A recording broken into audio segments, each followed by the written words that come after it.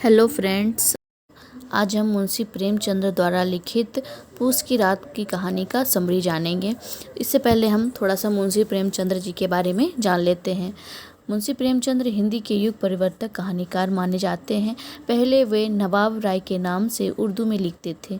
उर्दू में लिखा हुआ उनका कहानी संग्रह सोज-ए वतन 1907 में प्रकाशित हुआ था। स्वतंत्रता भावना से ओत-पोत होने के कारण अंग्रेजों ने इस कहानी संग्रह को जब्त कर लिया। कालांतर में उन्होंने हिंदी में प्रेमचंद्र के नाम से लिखना आरंभ किया और उनका यह नाम कथा साहित्य में अमर हो गया। उनकी पहली कहानी 1916 में पंच परमेश्वर प्रकाशित हुई और अंतिम कहानी कफन 1936 में। अतः इस युग को प्रेमचंद्र युग कहना समुचित प्रतीत होता है। मुंशी प्रेमचंद्र ने अपने जीवन काल में 300 कहानियों की रचना की है, जो मानसरोवर के 8 खंडों में प्रकाशित हुई है। पूस की रात कहानी उनकी कहानी के विकास के तीसरे चरण 1930 से 1936 की कहानी है। यह कहानी घोषणा और अत्याचार पर आधारित व्यवस्थाओं पर जबरदस्त प्रहार करती है। इस कहानी का आरंभ ठिठुरते जाड़े की रात में कैसे किसान खेती कर रखवाली करता है। पूस की रात में जब तारे भी ठिठुरते हुए मालूम होते हैं, हल्कू अपने खेत के किनारे ऊख के पत्ते की छत के नीचे बांस के खटोलों पर अपनी पुरानी गाढ़े चादर ओढ़े कांप रहा होता है।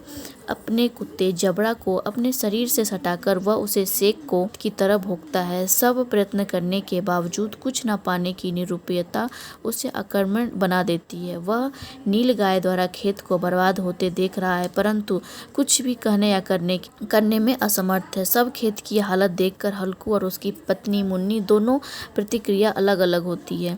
उनकी पत्नी इस बात को लेकर दुखी है कि मजदूरी करके माल गुजारी भरनी पड़ेगी, परंतु हल्कू इस स्थिति को देखकर प्रसन्न भी है। वह सोचता है, अब मुझे रात की ठंड में सोना तो नहीं पड़ेगा।